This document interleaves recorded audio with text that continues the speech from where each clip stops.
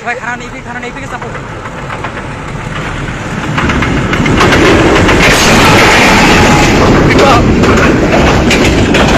আমি কিছুই বলতে পারবো না। হ্যাঁ, আমার বাচ্চা সুস্থ আছে, আল্লাহর কাছে এটাই হচ্ছে।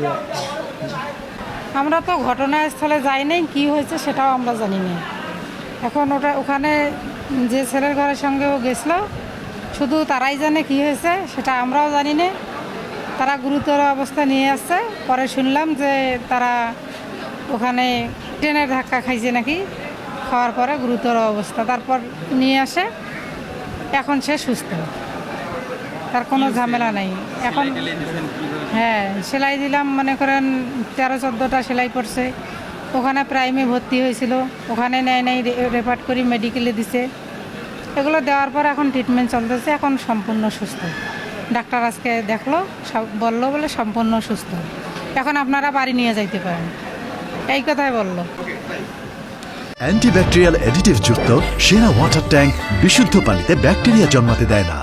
হ্যাঁ, আমার ছোটো ভাই শিঙিবাড়িতে তার বন্ধুর সঙ্গে গিয়ে ছবি তুলতে গিয়ে মানে ট্রেনের ধাক্কা, সে বুঝতে পারেনি যে ট্রেন আসতেছিল, সে ছেলে মানুষ হয়তো বোঝে নাই। এখন ধাক্কা খেয়েছে, গুরুতর আহত, ট্রেন দুর্ঘটনা।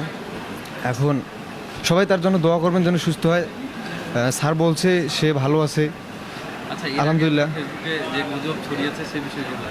হ্যাঁ, ফেসবুকে অযথা গুজব ছড়িয়েছে। যেমন আজকে সকালে আমি ফেসবুকে দেখে অবাক যে আমার ভাই মৃত্যু। না, এটা আসলে ভুয়া নিউজ দেওয়া ঠিক না। একটা সিরিয়াস মানুষকে নিয়ে এইভাবে কটাক্ষ করাটা উচিত না। আমার ভাই ভালো আছে, সবাই দোয়া করবেন যেন সে সুস্থ হয় তাড়াতাড়ি। আমি সকল বাবা মার উদ্দেশ্যে বলবো, আপনারা আপনাদের সন্তানের খবর নিন, কোথায় যাচ্ছে, কি করতেছে, সবাই সবার দেখভাল করবেন, এই জন্য বিশেষভাবে অনুরোধ। কারণ একটা দুর্ঘটনা সারা জীবনের কান্না। একটা দুর্ঘটনা ঘটে যাওয়ার পর একটা পদক্ষেপ নেওয়ার কোনো লাভ নেই, কারণ দুর্ঘটনা ঘটে গেছে। সো সবাই আগে থেকেই সাবধান হন। কি আমার চাচাতো ভাই, নাম মোহাম্মদ লিখন মিয়া, সে হচ্ছে মাদ্রাসার স্টুডেন্ট। সে কালকে তার বন্ধুদের সঙ্গে আমাদের এখান থেকে কিছু দূরে হচ্ছে একটা জায়গার নাম হচ্ছে সিঙ্গিমারি, ওখানে একটা রেল লাইন আছে, রেল লাইনে ওখানে ব্রিজ আছে। তারা ওখানে ঘুরতে গেছে। তো ঘুরতে গিয়ে হয়তো তারা ফোনে ভিডিও করতে ধরছিল। এর মধ্যে হচ্ছে আপনার বুঝতে পারে নাই, ছোটো মানুষ তো, সে বুঝতে পারে নাই যে ট্রেন আসতেছে, তারা ভিডিও করতেছে। তো সে মানে তার পেছন সাইডে ছিল হচ্ছে ট্রেন আসতেছে, সে উল্টা দিকে ছিল, যার কারণে সে হয়তো বা সঠিক মানে ইয়েটা বুঝতে পারে নাই যে ট্রেন আসলে তার কতটুকু দূরত্ব নিতে হবে বা নিরাপদ দূরত্বটা সে হয়তো বুঝতে পারেনি, ছোটো মানুষ।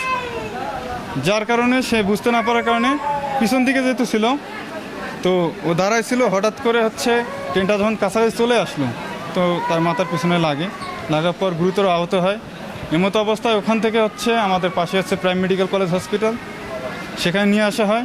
ওখানে নিয়ে আসার পর ওখানে প্রাথমিক চিকিৎসা দেওয়া হয়।